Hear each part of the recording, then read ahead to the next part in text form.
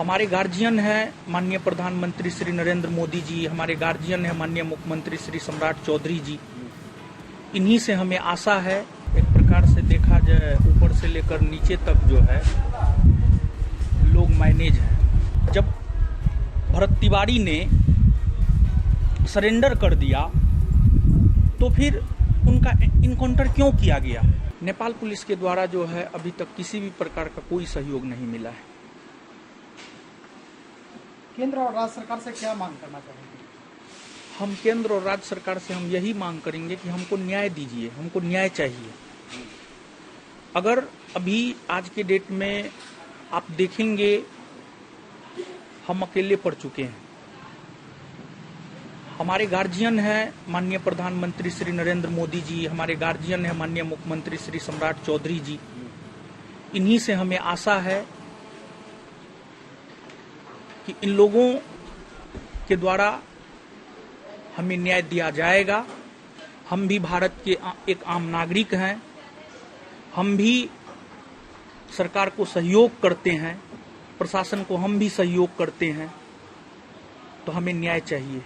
बस हम यही गुहार लगाते हैं, हमारे भाई की जो हत्या हुई है उसकी निष्पक्ष जांच हो और दूध का दूध पानी का पानी हो।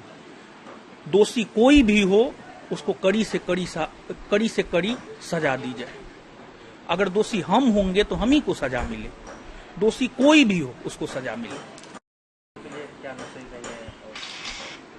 आज हमारा भाई तो नहीं रहा, आज श्रद्धांजलि सभा हमने रखा है, तो हम पूरे पटना से लेकर के दिल्ली तक पूरे भारतवर्ष के शिक्षकों से और छात्रों से विनम्रता पूर्वक निवेदन करते हैं कि आप इस श्रद्धांजलि सभा में आइए। आपके आगमन से हमें आत्मबल मिलेगा और हम अपने सभी छात्रों में प्रिंस देखता हूं, और पहले भी मैं छात्रों के लिए हर संभव खड़ा रहता था। अब आगे भी मैं और भी बढ़ चढ़कर अपने छात्रों के लिए हर संभव मैं खड़ा रहूंगा। भी नहीं हुआ है, आपने धरना भी दिया और अपनी बात को रखा। देखिए, पूरा प्रशासनिक तंत्र जो है ना, एक प्रकार से देखा जाए ऊपर से लेकर नीचे तक जो है लोग मैनेज हैं। आप प्रथम दिन की कार्रवाई से लेकर के अभी तक अगर आप देखेंगे तो प्रथम दिन 2 जून की घटना है, रात में 10 बजे की घटना है, 12 बजे के आसपास एफआईआर होता है और 4 घंटा के भीतर जो है हमको अरेस्ट करके जेल में डाल दिया जाता है, लेकिन वो भी झूठा केस में। लेकिन वही फैजल खान पर जो है 4 जून को सच्चा एफआईआर होता है।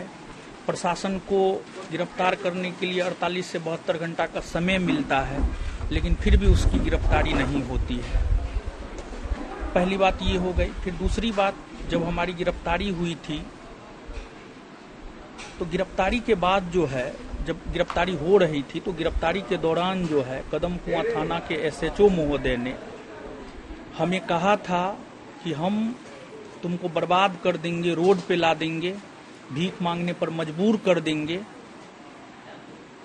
और लगभग कदम कुआं थाना के एसएचओ महोदय इसमें कामयाब हो गए हैं।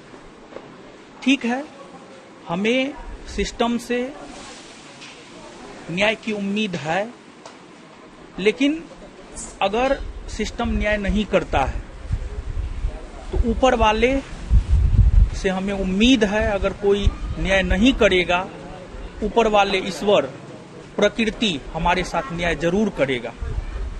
तो प्रथम दिन से लेकर के अभी तक अगर प्रशासन की हम बात करें तो प्रशासन जो है दोहरी नीति अपना रही है और हमारा एफआईआर नहीं लिखा गया।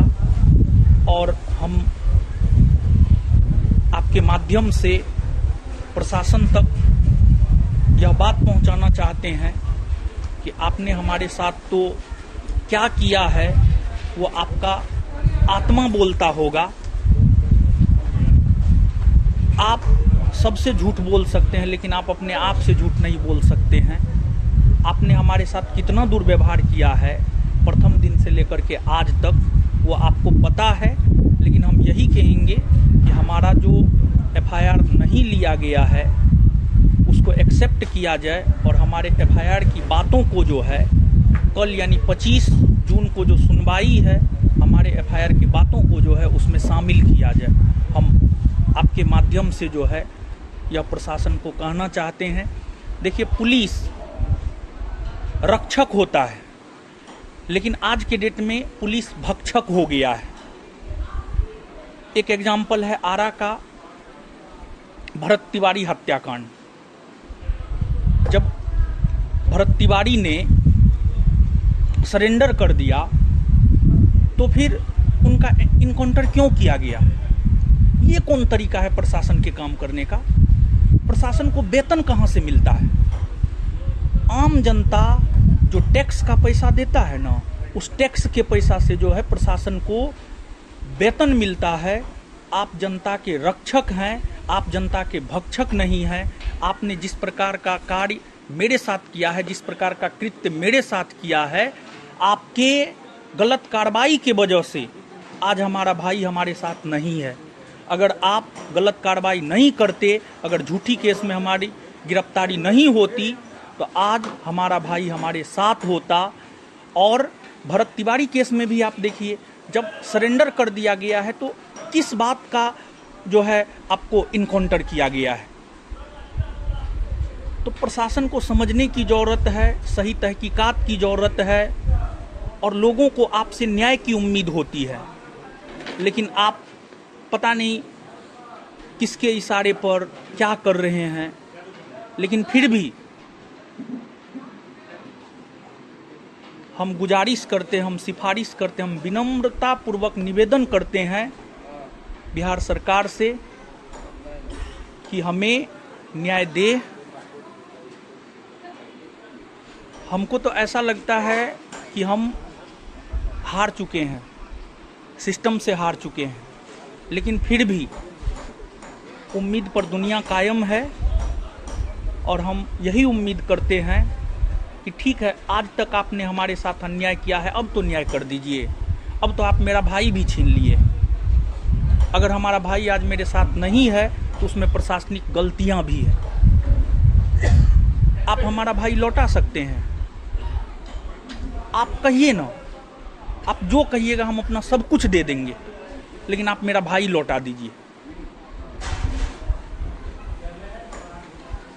उम्मीद नहीं रहते हुए भी फिर भी हम प्रशासन से उम्मीद करते हैं कि हमारे साथ न्याय करे, और जो प्रशासनिक गलतियां हुई है नीचे के अधिकारियों से, उन पर कार्रवाई